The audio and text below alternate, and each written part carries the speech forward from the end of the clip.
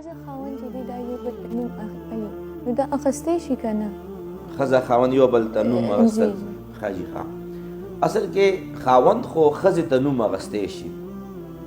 لکه مثال طور پر عایشه نوم د یو ښځې او خاوند ورته وایي چې عایشه روټۍ راوړه یا چای راوړه یا دروازه کولاو که یا عایشه داسې وغیره یا موبایل باندې یا میسج باندې یا براه راست اخیستل جایز دي. البته ښځه به خاوند ته نوم نه اخلي.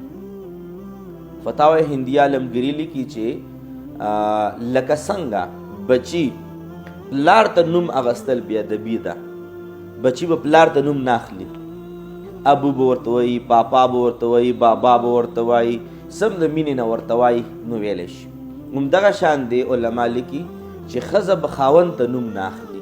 لکه څنګه بچو دپاره ادب دا دی چې پلار ته نوم وانخلي او مور ته هم نوم وانخلي، بلکې مما امي مورې په څه باندې چې کور کلي وطن کې څه روټین وي هغې مطابق همدغه شان دی ښځې له پکار دي چې خاوند ته نوم وانخلي. نو څه به ورته وایي؟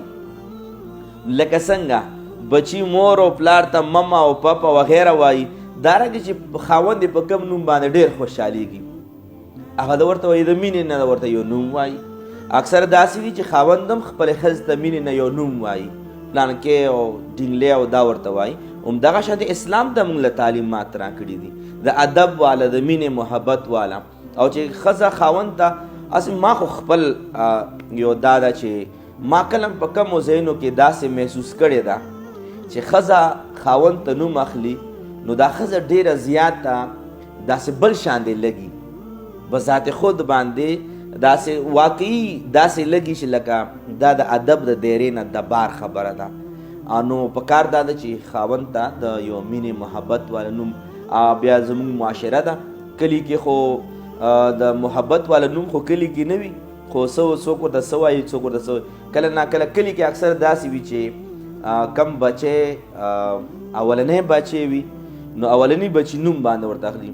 مثال طور پر عمر پلاره یا مثال طور پر عایشه لورې ده د عایشې پلار دا ویل او د عایشې پلار دا ویل، و عایشې پلاره دا سیز ختم دی دا سیز راوړه او د عایشې پلاره د عمر پلاره دا سیز ختم دی دا سیزونه راوړه. نو په کلو کې دا لهجه استعمالیږي. او چې کوم داسې تعلیم یافته خلک دي نو څوک ورته جانو وایي، څوک ورته مانو وایي، څوک ورته څه وایي، څوک ورته څه وایي. او دا د بالکل اسلام جایز ګڼلی دي، بلکې کول داسې پکار دي